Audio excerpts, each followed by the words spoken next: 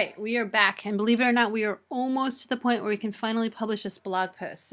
It really won't be as cumbersome as I'm making it to be right now. This is just while we're getting started. I just want to make sure we cover all of our bases, and you can use this as reference material later. So we've gone over, again, titles, body text, linking, how to put an image inside the body of our blog post, and then how to set a feature image. Next thing we're going to do is we're going to talk about categories. So over here on the side is this box called categories. What are categories? Well, categories are basically a way to organize all these different blog posts. By default, the blog posts are not really organized. They're only organized from, reverse chronological order, where the most recent is here and the oldest is towards the bottom.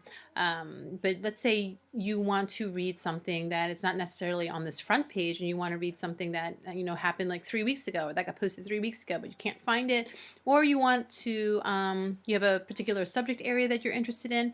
Well, by setting the categories here in your blog post, you'll be able to make your blog post easier to find for others based on what your subject is. So for example, if I wanted to read about, let's say, food, so I can click this, food.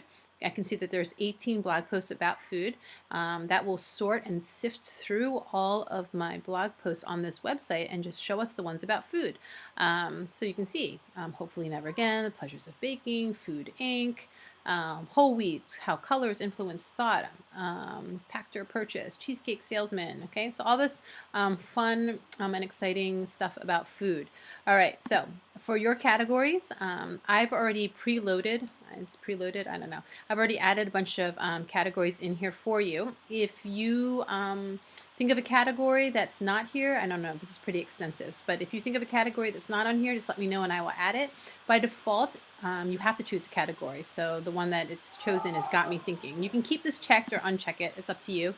Since this is about Harry Potter, I'm going to choose books. I'm going to choose, let's see, friends. I'm going to choose lessons learned. I think it's also about relationships. So as you can see, you can pick more than one category for any particular blog post. All right, you can pick more than one category. So just choose whichever ones most appeal to you. The other option here is to also include tags. Categories are, big ideas or big categories, whereas tags are more specific. So I could tag this Harry Potter, or I could tag it, Dumbledore. You wouldn't have a whole category, obviously, of Harry Potter posts. Oh, you could, but you might tag this individual one, which is Harry Potter, and you can add those tags. You don't have to do that. I'm just doing it here just because sometimes it makes things easier to find, but that's really an optional thing. You don't have to worry about this at all. Really, what you focus on is the category section. Categories will be especially important because later we're going to do these weekly blog challenges. And when you do the weekly blog challenge, in order for me to find that you've done the weekly blog challenge, you need to make sure that you click weekly blog challenge here.